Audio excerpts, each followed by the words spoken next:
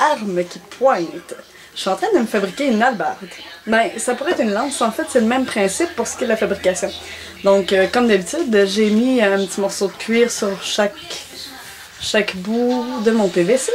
Qui somme tout assez long. J'aime ça quand c'est long. Donc, par contre, étant donné qu'il y a un bout avec lequel je vais possiblement pointer, possiblement, je vais vous expliquer ensuite, je vais lui rajouter une deuxième épaisseur. Donc, j'ai mis un morceau de cuir, ok? Mais c'est pas assez. Je vais mettre un petit carré de mousse. Mousse. Puis, on va le coller. Je vais vous montrer un peu. Bon. Ok. On va le coller par-dessus. Question qui cache à peu près les côtés, juste un carré. Pas besoin d'être très gros. Puis ensuite, je vais rajouter une deuxième épaisseur de cuir. Voilà, merci. Que je vais aller recoller.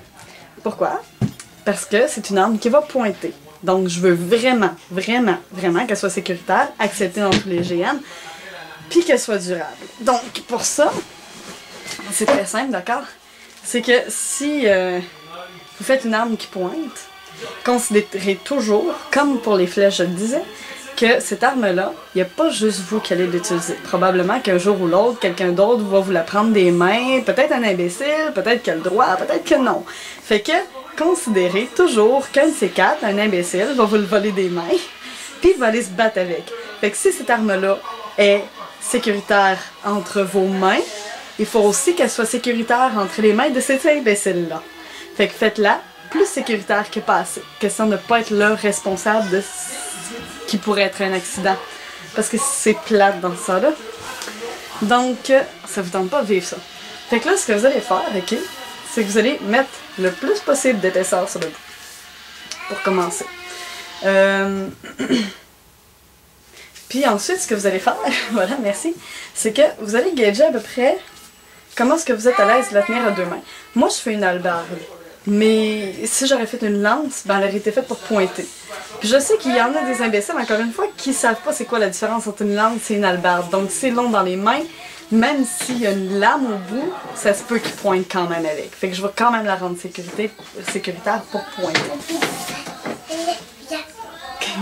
Tu voyais des bouts de mousse voler derrière moi, c'est rien. Ça aussi. Fait que, ensuite, moi, je veux être capable de marcher avec. Fait que je vais vérifier, voir à quelle hauteur est-ce que je serai à l'aise de poser ma main. Puis, quand je vais avoir déterminé à peu près à quelle hauteur est-ce que je suis à l'aise de poser ma première main, je vais regarder avec la deuxième comment est-ce que je serai à l'aise de tenir mon truc à deux mains. Okay? Moi, si j'aurais à le tenir à deux mains, je pense que j'aurais encore. Je le tiendrai à deux mains comme ça. Puis si je le tiens debout, ça tombe pile à bonne hauteur. Okay? Le but, c'est d'être capable de la prendre le plus vite possible. Debout, paisible, gentil. Carrière. OK? Maintenant, vous allez bien remarquer où est-ce que vous allez mettre vos mains. Puis vous allez le marquer légèrement. Peut-être avec un bout de tête. Juste question de se faire une marque. Tu vas la mettre sur le lit? OK, ici. Donc, deuxième main, ici. Elle sait, elle sait. On fait la même chose que d'habitude. Ici, c'est pas là que je vais mettre mes mains. Attendez. Comme ça. Ouais, ok, c'est bon. C'est là qu'elle va finir ma main. Prenez plus le temps que moi de le fixer, ok? Comme d'habitude, on fait le tour une fois. Puis, le tour une autre fois. À l'envers. Regardez pas ce que je fais. Parce que je vais essayer mon exacto dans la cuisine, un petit peu plus loin.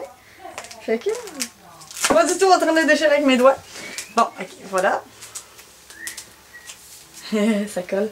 Là, après ça, vous allez pogner votre mousse en passant, puisque c'est une lance ou une hallebarde, ou que ça pourrait aussi être un grand javelot. Bref, n'importe quelle arme qui pointe, qui soit grosse. Puisqu'elle est grosse, j'ai pris du PVC 1/2. Non, 3/4. Oui, 3/4, désolé. Ah mon Dieu, j'ai de la misère avec ça. Donc, PVC, 3/4, parce que je le veux gros, pour pas qu'il plie et qu'il soit tout mou, comme un... Oh, je vais vous laisser imaginer les trucs là par rapport à ça. Vous commencez à me connaître, j'imagine. Fait que, bon, comme d'habitude, on va le fermer. Là, ce que je vais faire, d'accord, c'est ici, on va laisser à peu près comme d'habitude, comme pour une arme, donc à peu près pas plus qu'un pouce. Écoutez pas l'hystérique derrière. Pas plus qu'un pouce de long, ok? Que je vais couper dès que je vais aller récupérer mon X-Acto. Ah, si, j'en ai un là. Génial! Donc, et refermer le trou. Laissez environ un pouce. Mesdames, je sais que vous aimez ça long, mais n'en laissez pas trop long. Pas cette fois.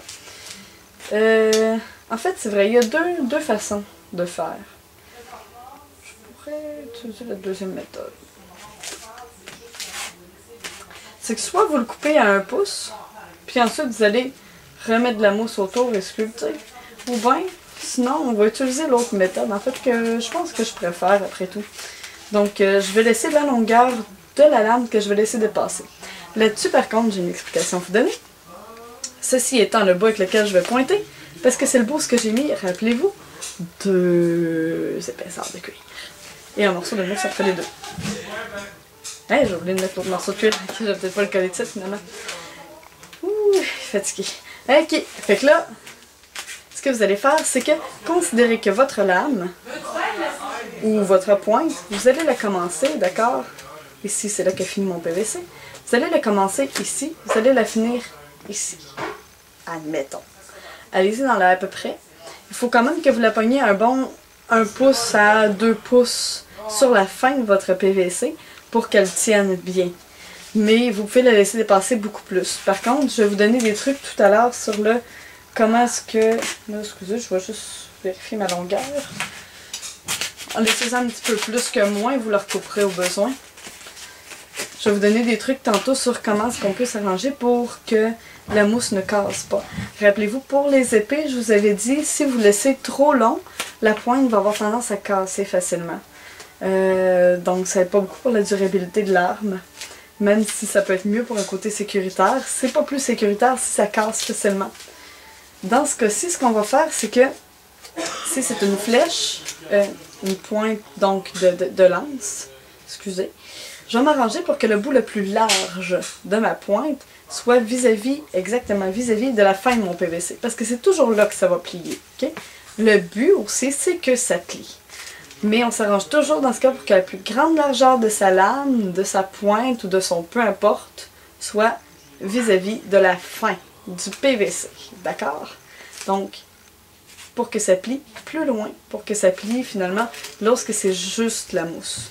On ne veut pas que la personne qui va le recevoir en plein ventre reçoive le PVC ou même juste la force d'impact qui souffle. Plus il y en a large, moins ça fait mal. C'est pas vrai pour tout par contre, mais pour ça oui. Donc, ensuite, ok, ça va être donc mon bout, je vais vous montrer la suite tantôt. Moi je vais mettre ma main ici, comme j'avais marqué tantôt. Je vais remettre du tape et de la mousse ici. Puis je vais me laisser un petit coin direct sur le PVC. Ça va être direct sur le PVC, mais dans le fond, on va faire de ces deux bouts-là, pareil comme pour une garde d'épée. C'est-à-dire que moi, je vais mettre 2 petites bandes de mousse de chaque côté pour lui donner une forme quand même plus agréable que juste un bâton rond à tenir. Puis ensuite, je vais recouvrir avec du cuir. Je vais vous le montrer tantôt. Je ne vais pas nécessairement vous montrer dans le détail comment faire. Parce que, bon, je vous l'ai déjà montré à plusieurs reprises sur d'autres vidéos. Sinon, je vais vous inviter à les regarder. Bon, ben, me revoilà pour un bout. Fait que, je fais encore ma hallebarde. Ok. Ça, c'est le bout sur lequel je vais me poser. Donc, si vous voyez bien, j'ai juste, évidemment, bon, j'ai mon PVC fini ici. Donc, ici, c'est juste un petit bout qui dépasse, que j'ai rempli de mousse, que j'ai compressé et que j'ai mis du tape. Ensuite, ici, j'ai juste très bien fixé le tout. Donc, j'ai juste mis du tape à la grandeur, tout simplement. Puis ensuite, j'ai mis des morceaux de tape dans ce sens-là, pour être sûr que ça colle bien. Même chose ici. On continue. Donc, encore une fois, ça c'était ma première poignée. C'est là que je vais être capable de tenir quand je vais me promener debout. Puis, j'ai commencé la lame. Donc, pour vous montrer ce que je disais tantôt. Dans mon cas, bon, il me manque encore un petit peu de mousse ici en dessous, vous allez le voir tantôt. Mais c'est à peu près le modèle de lame que je veux. Donc, évidemment, je l'ai préalablement dessiné. Mon bâton, contrairement au sabre que j'ai fait sur l'autre vidéo, mon bâton est resté droit ce coup-ci. Je ne l'ai pas courbé parce que c'est sûr que quand on courbe, ça donne toujours une faiblesse, comme je le disais, quand on courbe en chauffant. Fait que dans ce cas-ci, comme c'est une arme pour pointer, c'est vraiment important qu'elle ne casse pas. Parce que même le PVC peut quand même casser en biseau. C'est rare que ça arrive, mais on s'entend, on fait pas les règles de sécurité pour les règles, les cas généraux. On fait des règles de sécurité pour les exceptions. Fait que, faut essayer de gérer le plus d'exceptions possible. Donc c'est cela. Comme vous pouvez le voir, finalement, ben, j'ai mis plusieurs bandes de mousse une par-dessus l'autre. Que pour l'instant, j'ai préalablement fixé avec un tout petit peu de tape. Puis ensuite, hop, de l'autre côté, j'ai coupé mon tape finalement tout simplement à l'exacto. Donc, encore une fois, c'est le même principe de sculpture que j'ai repris que pour les sabres. Fait que ça, j'ai tout simplement coupé tranquillement, pas vite, jusqu'à ce que les bandes tombent toutes à terre. Puis ensuite, j'ai remis un morceau de tape. Là, je vais être rendue à couper ici pour le mettre droite. Je vais faire la même chose pour le bout. Puis, ce que je vous disais tout à l'heure, c'est que mon PVC finit ici. Donc, je vais avoir une lame un peu recourbée. Fait qu'ici, je vais probablement avoir 2-3 épaisseurs de mousse. Ce qui va me faire en bout de ligne quand même une forme de lame pas si mal. Mais comme mon PVC finit ici, comme je vous le disais tantôt, c'est là que je m'arrange pour qu'il y en ait le plus épais. Ça va être ici qu'il va y en avoir le plus mince. Ce qui veut dire que quand je vais frapper quelqu'un avec ma hallebarde, normalement, ça va plier ici.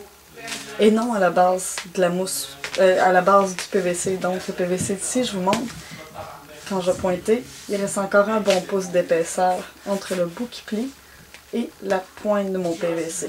Comme ça, je suis sûre que le jour où ce que ma lame va casser, ben, ça va casser et il va rester de la mousse. C'est le but. Si pour le bout, je vais peut-être avoir un bout à vous remontrer parce que je vais avoir un truc à vous donner. Vous savez, quand on marche avec un bâton dans les mains ou quand on veut mettre son poids sur un bâton, en général, on finit par user le bout jusqu'au PVC. Mais moi, ce ne sera pas tout à fait le cas parce que, rappelez-vous, j'ai mis un morceau de cuir en dessous, donc ça devrait pas être sur le PVC avant vraiment longtemps. Mais quand même, je vais refaire une protection par-dessus ma mousse pour éviter qu'elle perce trop vite. Bon, fait que nouvelle phase pour ce qui est de la hallebarde. Donc, voici, j'ai fait les poignées. C'est le même principe que pour les gardes d'épée, donc j'ai mis du tape à l'envers, en dessous pour qu'il soit collant partout, puis ensuite j'ai roulé du tape, pas du tape mais du cuir autour. Donc, une petite bande de mousse à PVC, une petite bande de mousse à PVC en dessous aussi. Fait que comme ça, ben, il y a une petite forme, c'est plus agréable à tenir pour les mains.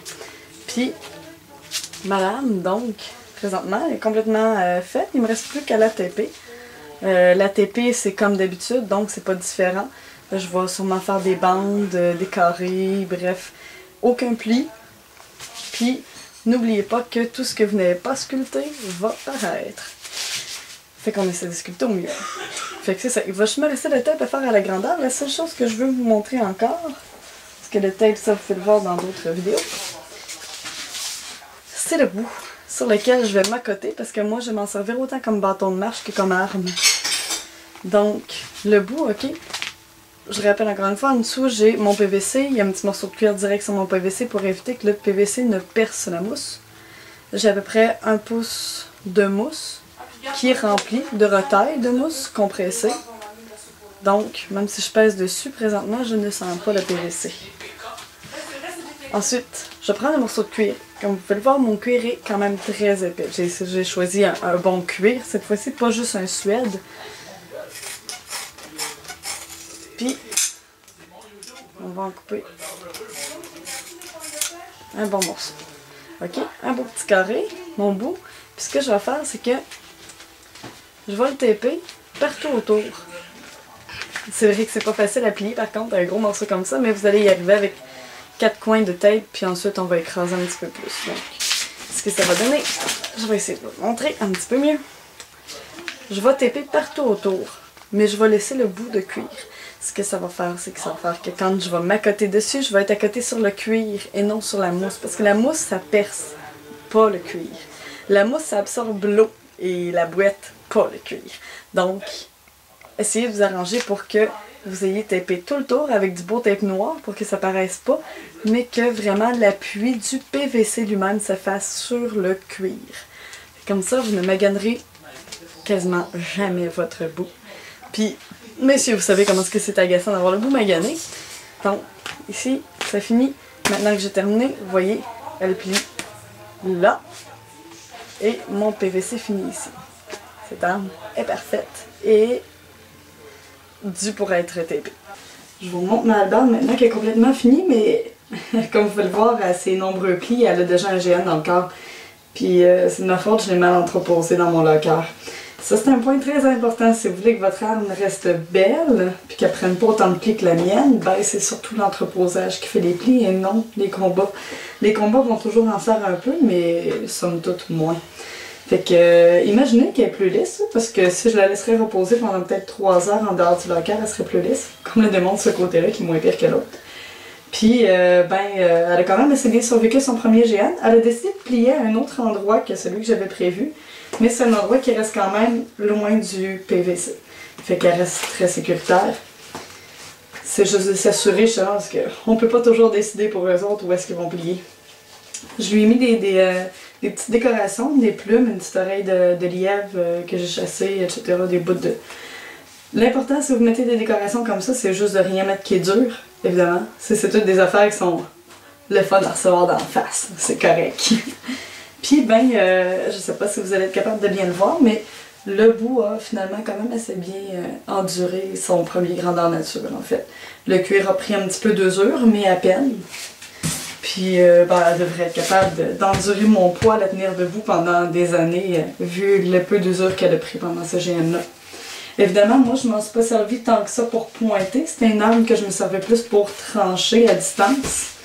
Donc, c'est sûr que comme ça, elle prend moins d'usure aussi à plier. C'est sûr que dans plusieurs grandeurs nature, en fait, les armes pour pointer, à proprement dit, sont soit pas permis ou pas conseillés.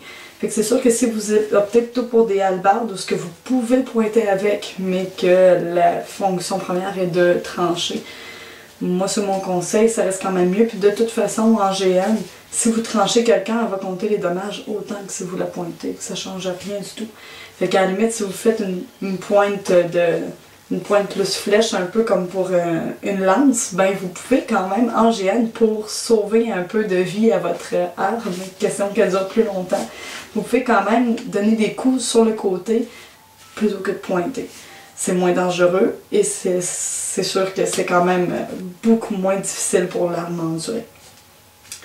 Fait que sinon, c'est pas mal ça. Il y a évidemment l'autre méthode de fabriquer des armes pour pointer qui est de fixer un bout de mousse à divan qu'on va sculpter. Un peu comme je vous ai montré dans la vidéo fabriquer des flèches, que c'est un bout de mousse à divan. Finalement, c'est sûr que c'est plus mou. C'est plus en même de pointer en tant que tel, surtout pour faire une masse ou une hache. C'est plus confortable à recevoir aussi, mais c'est beaucoup plus dur à fixer par contre sur un bout de PVC. C'est là tout le problème, c'est que ça arrive très souvent que ces armes-là ne vont pas être durables, puis à un moment donné, le gros morceau de mousse va décrocher en plein de grandeur nature. J'en ai vu qui étaient très bien fabriqués, puis qui ont quand même cassé en plein milieu d'un GN, et dans ce temps-là, essayer de le réparer pendant le GN, c'est quasi impossible. Fait que ça reste quand même que la méthode que moi j'utilise est plus ardue un peu parce qu'elle demande à sculpter beaucoup de mousse grise, mais est certainement plus durable par contre. C'est sûr qu'il y en a peut-être qui ont des trucs que moi j'ai pas pour fixer la mousse à divan sur du PVC. Je sais qu'il y en a qui utilisent de la colle contact en plus de la colle chaude. Après ça, ils vont la fixer avec du tape, tout ça, mais le tape ne tient jamais très très bien sur de la mousse à divan. Puis la mousse à divan a tendance à déchirer facilement s'il n'y a pas un tape qui la recouvre au complet. Et généralement, si on la recouvre de tape au complet, ça veut dire inévitablement que le tape qui est dessus n'est pas collé. Donc, il est comme flottant un peu. Ça fait plus un emballage que vraiment une solidité. Ça peut marcher. J'essaierai à un moment donné de faire une vidéo pour vous montrer exactement ce qu'il y en est. Mais moi, c'est pas une technique que j'adhère beaucoup. Je préfère de loin sculpter de la mousse grise. Puis d'ailleurs, avec cette technique-là, vous pouvez sculpter n'importe quoi. Plutôt que de sculpter une hallebarde, vous auriez pu sculpter une hache, vous auriez pu sculpter une masse, là, je l'admets, une masse c'est plus dur un peu, puis il y a d'autres techniques pour en faire. Mais ça reste quand même une technique de base assez basique et assez facile à utiliser. Donc, sur ça, ben, bon bricolage!